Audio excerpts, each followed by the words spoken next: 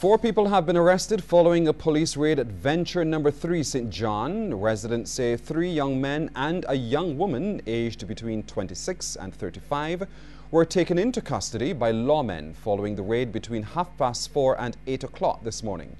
Residents say about 12 police jeeps descended on the rural neighborhood and armed non-uniformed and uniformed officers from the Special Services Unit executed warrants searching 5 houses in the area.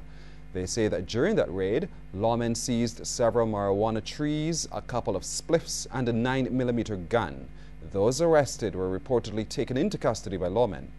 Residents say this was the second time for the year the police have raided the St. John district, and while agreeing that lawmen have the right to carry out their duties, the residents say young school children were traumatized by the event. When contacted, Police Public Relations Officer Inspector David Welch confirmed that a raid was carried out in the Venture area this morning. He says that during that operation, a firearm was recovered, along with a quantity of cannabis growing on a plot of land. Entertainer and promoter Richard Stout believes entertainment should be a main selling point for the local tourist industry and has determined to find the next Rihanna through his Teen Talent contest. Stout says he has had negotiations with sponsors to help push young talent emerging from the competition.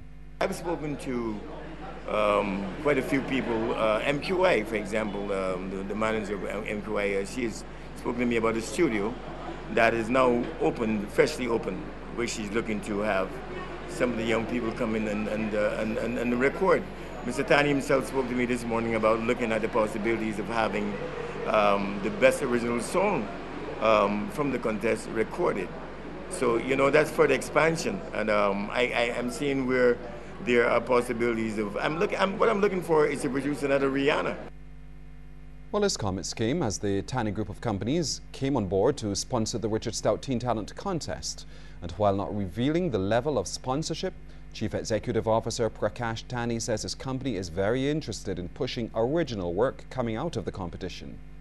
If we can get some original talent, even written by someone and by someone else, by the original, and it could be part of this show here, I'm willing to give a significant prize for the winner of an original talent. Original talent. The St. Peter District Emergency Organization has launched Operation Preparation. The occasion allowed the Director of the Department of Emergency Management, Judy Thomas, to once again emphasize the importance of district emergency organizations. She says DEOs are the vehicle for the execution of community preparedness programs of the Department of Emergency Management. What you do and your organization is critical within the context of a national program, a regional program, and a global program. It is therefore not to be taken lightly as something that you are playing with and tinkering with at the community level, but it sits very squarely within a worldwide agenda that we are pursuing. Ms. Thomas says the DEOs have been urged to expand the recruitment process and to set up satellite operating centers in their communities. Students at the St. Catherine's Primary School in St. Philip are getting some valuable assistance with their agricultural program and their efforts to keep their surroundings clean and tidy. It's coming from St. Philip North Constituency Council, which today donated a new weed whacker to the school's 4-H club. A member of the council, Michael Mason, made the presentation to Michaela Kelman, saying this is part of the group's commitment to assisting students at the institution. Last year, we did some work on the outside of the school. We painted the school, and this year we give them now a weed whacker. We're hoping for bigger things next year. And coordinator of the 4-H club, Sabrina Coppin-Kelman, says the 3-year-old club has little resources so far and is grateful for the donation. It would carry us even further because we have to maintain the garden ourselves.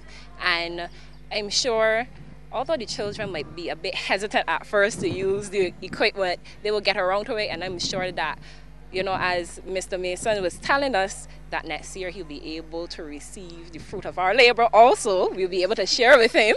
So we are very, very thankful. CARICOM is looking for changes in regional agriculture that make greater use of the indigenous resources of individual countries. Program Manager at CARICOM, Sergio Garcia, made that call at that regional workshop on agriculture, tourism linkages at the Hilton Hotel. He says the changes must also ensure a reduction in trade barriers among Caribbean countries. At times it is more difficult to trade within the region than with third parties. And I think this is critical. While we speak about comparative advantage and we say, okay, we can compete, we need cheaper food. We don't really need cheaper food. We need affordable food that has a high level of nutrition content and that it is of a safe and affordable quality for our consumers. I think currently the position we are promoting is looking at the food and nutrition security but through the lens of the consumer. Therefore, the paradigm is one that has to be market-led.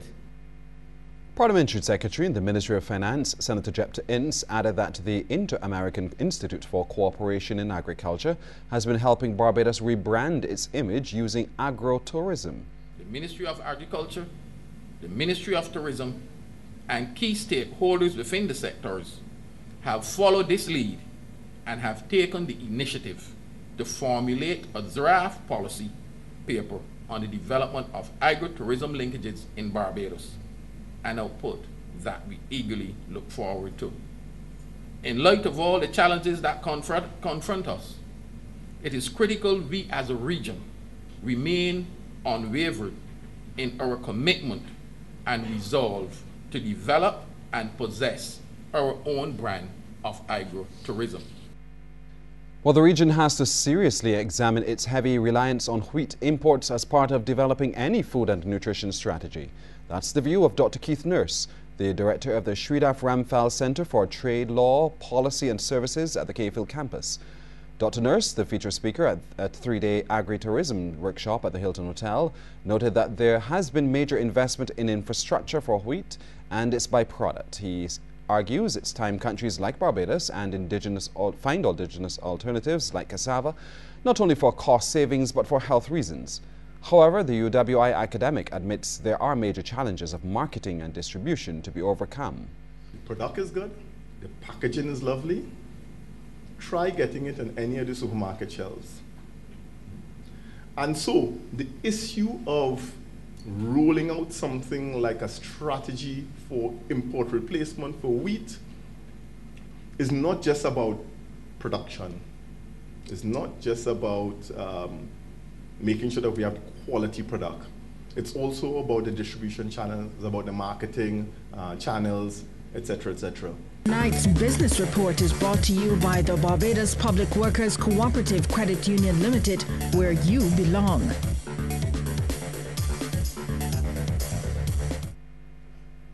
Good evening, I'm Kent Jerson. This is the Business Report.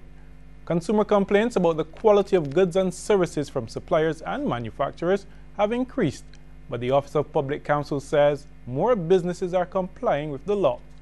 Acting Public Counsel Eli Edwards made the disclosure today at a public seminar at Warrens, where representatives from a number of local companies were given further insight into the requirements of the Consumer Guarantees Act.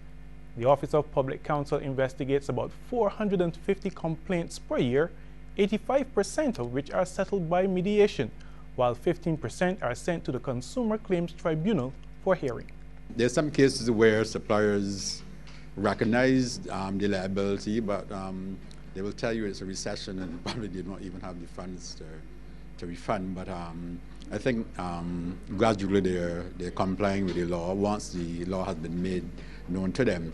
It doesn't mean that the suppliers do not have rights under the law. Some suppliers think that the law is not in favor, or at least too much in favor of the consumer. That's not the case.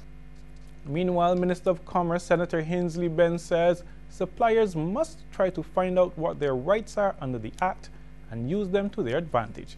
Even so, he has disclosed that government is giving consumers more options to lay their complaints to the Council. He says they will soon be able to do so online. The staff already has hands-on training conducted in the office, and I look forward to the day when consumers can go on the computers and make complaints online. These matters be dealt with by the tribunal. I therefore wish to commend the work of the tribunal to not only consumers but the suppliers of goods and services. And I encourage people to use the equipment in the process, it should be fully operational by next month. In other news, networking has emerged as one of the most essential tools to business development. This suggestion from President and Chief Executive Officer of Trident Insurance Company, Algernon Leacock. He was at the time delivering the sponsor's remark at the annual memorial lecture, namely in honor of his father, Leo Leacock. Networking has evolved into one of the most essential strategies through which companies seek to exploit and develop new opportunities through forming and building new partnerships in today's business arena. Although conventional strategies such as advertising is still crucial in terms of brand recognition and creating business awareness, we are seeing more value proposition in business developed by means of creating and sustaining business relationships with people.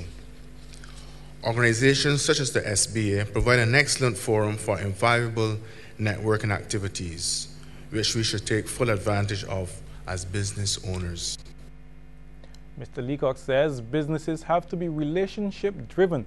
He believes that social media like Facebook can help in this area. Consumers want to feel connected with you. They demand more personal service, especially in the current insecure economic climate. Building and sustaining business relationships is a key ingredient for assuring entrepreneurial development. Look at the stocks now. Here's a summary of today's trading on some of the region's exchanges.